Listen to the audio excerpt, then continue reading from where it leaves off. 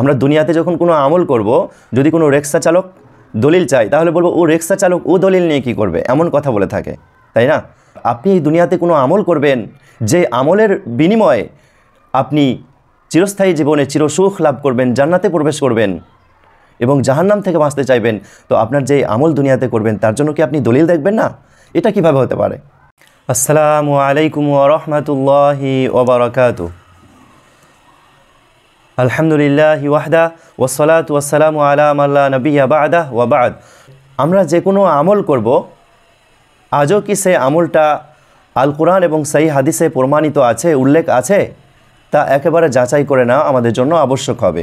কেননা আল্লাহ সুবহানাহু ওয়া তাআলা তিনি 49 নম্বর সূরা আল হুজুরাতে বলেছেন, ফাতাবাইয়ানু, তোমরা যাচাই করে নাও, যাচাই করে আমল করতে হবে। কেননা ধরেন দুনিয়াতে যখন আমরা একটা জমি জায়গা কিনি, তো যে ব্যক্তি জায়গা কিনেন তিনি রিক্সা চালক হন, অথবা কোনো মেথর হন, অথবা কোনো চাষি ভাই হন, অথবা কোনো প্রফেসর হন, অথবা যে যেমনই মানুষ হন না কেন, প্রত্যেকেই কিন্তু দলিল খোঁজেন।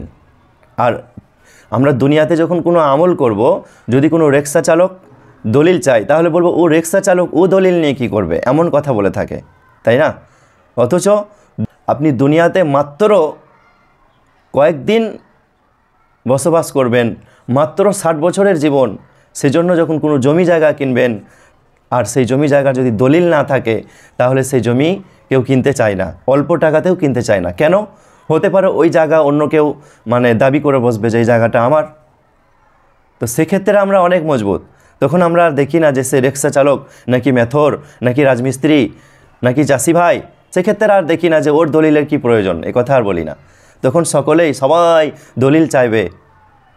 অতএব প্রিয় ভাই আমার, আপনি এই দুনিয়াতে কোনো আমল করবেন যে আমলের বিনিময়ে আপনি চিরস্থায়ী জীবনে চিরসুখ লাভ করবেন, জান্নাতে প্রবেশ করবেন এবং জাহান্নাম থেকে বাঁচতে চাইবেন, তো আপনার যে আমল দুনিয়াতে করবেন তার জন্য কি আপনি দলিল দেখবেন না? এটা কিভাবে হতে পারে? তাহলে দলিলের প্রয়োজন ইসলামে অনেক রয়েছে, এটা আমরা সুস্পষ্টভাবে বুঝতে পারলাম।